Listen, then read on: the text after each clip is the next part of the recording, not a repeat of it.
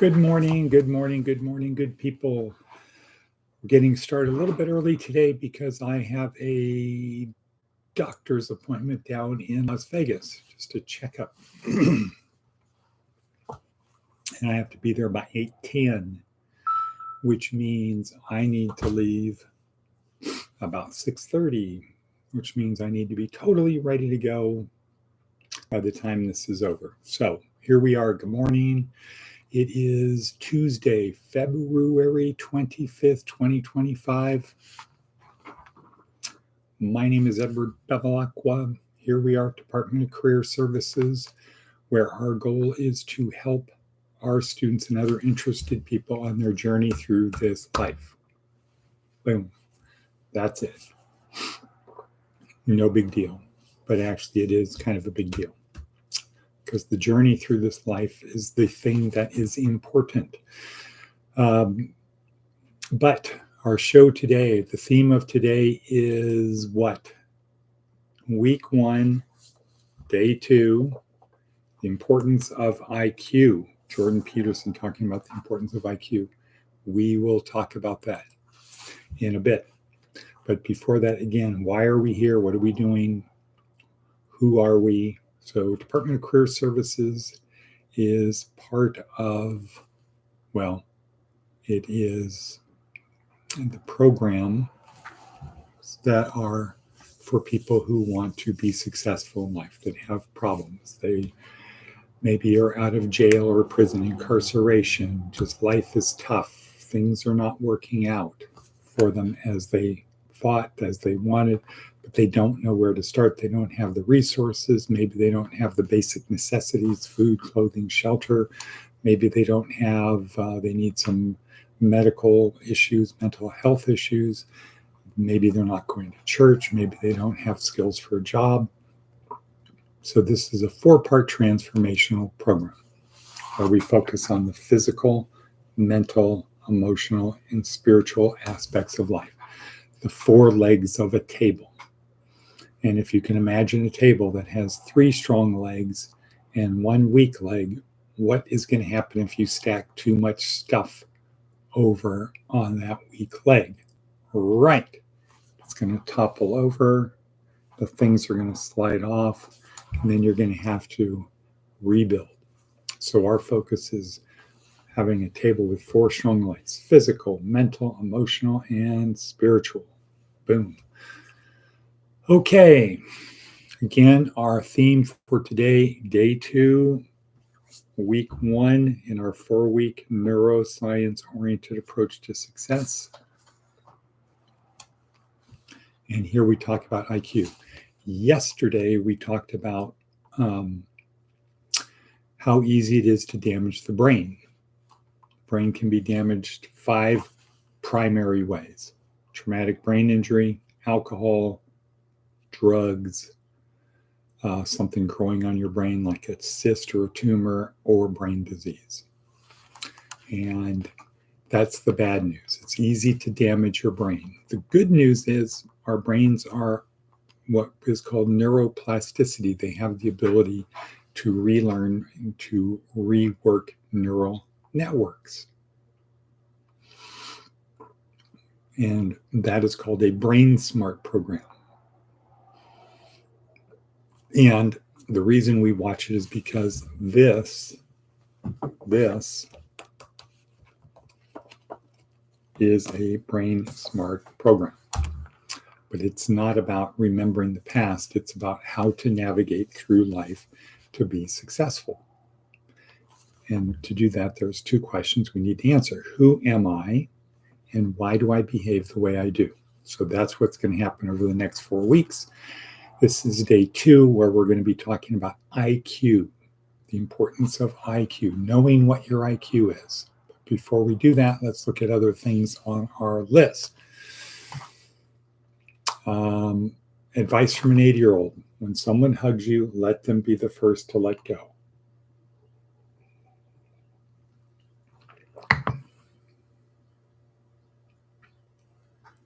Good advice. Seth Godin: kinds of selfish. It's kind of a long one, but let's see. Whenever we make a choice, we do our best. We make a decision based on our interests. In other words, it's selfish. So what makes a choice a selfish act worth addressing? There are two circles, the circle of us and the circle of now. A selfish toddler keeps both circles very small. They care about right now, not later. They care about their parents or whomever is in the room. That's it. The toddler who draws all over the couch in black marker is having fun right now and selfishly causing a problem for others and for the future. Smoking cigarettes is short-term selfish. Then the you of the future is unlikely to thank teenager you for starting. And raising parrots in your small apartment is a different sort of selfish. It's not surprising that your neighbors will hope you stop. You may have noticed that the world keeps getting smaller and it keeps going faster. ABC, always be learning, which means we can see the circles we impact more clearly. We admire adults who lead, who take the long view, and especially who consider a larger circle. And thriving organizations and communities create the culture conditions for people to choose to make their circles include more people and longer time frames. Successful cultures embrace bigger circles. Circles of us and now. Okay, thank you, Seth Godin. Okay, what do we got up there? All right, so let's talk about the importance of IQ. So there are two things to consider when it comes to IQ.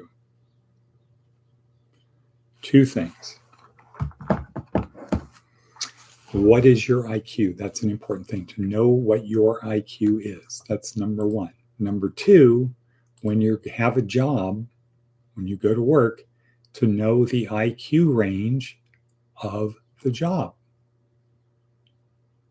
The IQ you need to have to do the job effectively, efficiently.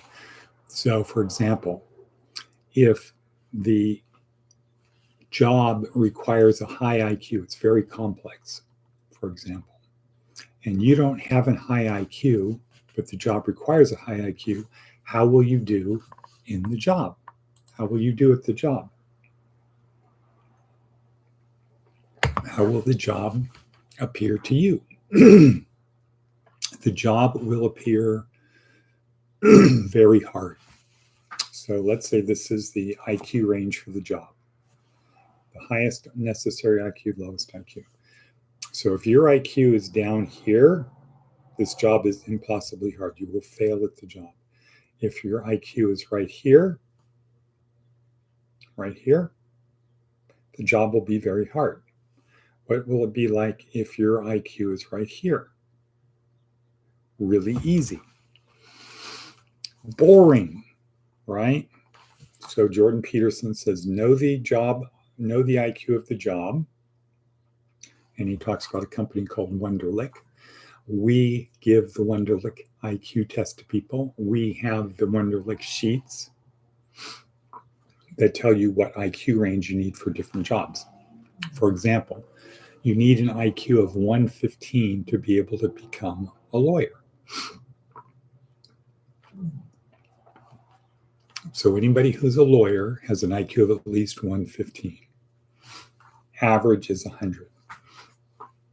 And we learn in the video today also that if you have an IQ of less than, I think it's 85 or 87, you cannot, it's illegal to be inducted into the military. Why? Because if your IQ is here and the job IQ is here, let's say you need to have an IQ of at least 90 to be in the service, in the military, and your IQ is 87, it's going to be really, really hard. So it's probably 87. 87 is probably the minimum IQ to do the job. If your IQ is less than that, you cannot do it. So now, on the other hand, if your IQ is up here, the job looks easy and it's boring. So where should your IQ be? it should be, according to Jordan Peterson, at the 75th percentile. So you can be very good at your job, but it's still challenging. It's still interesting. It's not boring.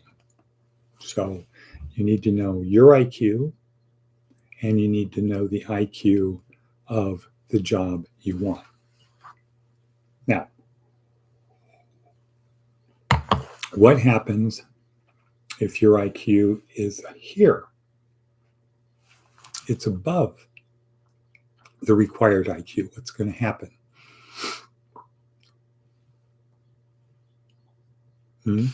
What will happen if your IQ is above the IQ?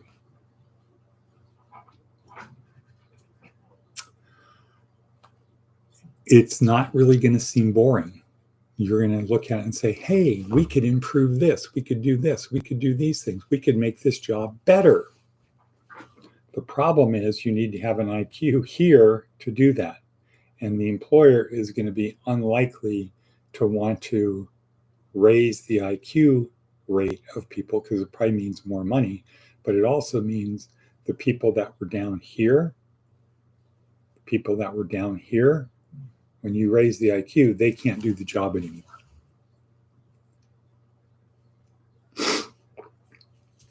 So this is typically or often, what happens in prisons and things like that, where the correction officers get used to doing stuff and they do all of this stuff all day, and they're in between here, and somebody says, well, we're going to change things, we're going to be more efficient, which means we have to be smarter, or we're going to add a new thing. Oops. Now you have to have a higher IQ to do it. So the lesson for today: every job that exists has an IQ range. There's a minimum IQ you need to have in order to do the job. And there's an IQ that a number where if your IQ is higher than that number or close to that number, the job is going to appear boring. So you need to find work where your IQ is at the 75th percentile. And we do that with the Wonderlic test, which is not easy. We don't give it very much anymore because people typically say things like, people that we get in school typically say things like, yeah, I'm a genius. I was tested as a genius when I was in elementary school, and I dropped out of school because school was boring for me. So they're going around thinking they're really smart. Then they take the IQ test and they find out they're not smart at all. They're kind of the opposite of smart. And they're not prepared for that because what did we learn yesterday? Our self-identity is made up of our self-beliefs. So if you believe you're really smart and you find out you're actually not smart, you just have this story in your head that, school wasn't for you. You're smart, but you're not educated. That's kind of a mind blower, right? First, you say the test is wrong. And then you start noticing people who are smart. You start paying attention to them, and you find out they know way more stuff than you know. And then that's kind of a life.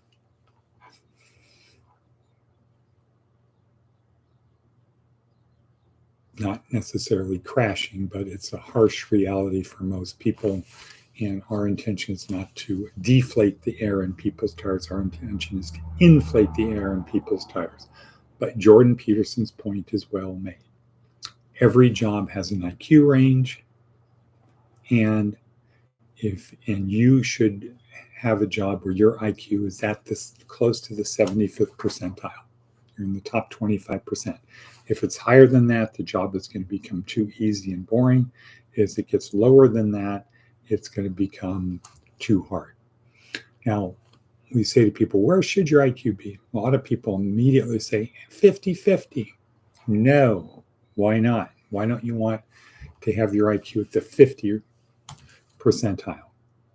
Because at that point, you're not You're unknown. You're just a non-character player there. You don't do anything good. You don't do anything bad. You don't stand out. You don't suck. You're just kind of hiding in the cut. You're off in the weeds. Nobody notices you. And you might say, yeah, cool. On the other hand, if you think in terms of time, if you think what Seth Godin was saying, long-term selfish, you want to always be on the track to moving forward. And if you're at the 50-50 and you're invisible, you're the invisible employee, you never screw up and you never do anything good. You're never going to get a raise. You're never going to learn more. You're never going to get a promotion. Never going to be able to take advantage of an opportunity. Not good. Okay, so we're 15 minutes in. It's 6:14. I got to go in 15 minutes. So we're going to cut it now. Oh, there's Wada Bevy. Wada Bevy's coming in just as we are signing out. Yes, signing out. I got to get to Las Vegas. I've got to leave in 15 minutes. So maybe we can chat in the car. Are you working today?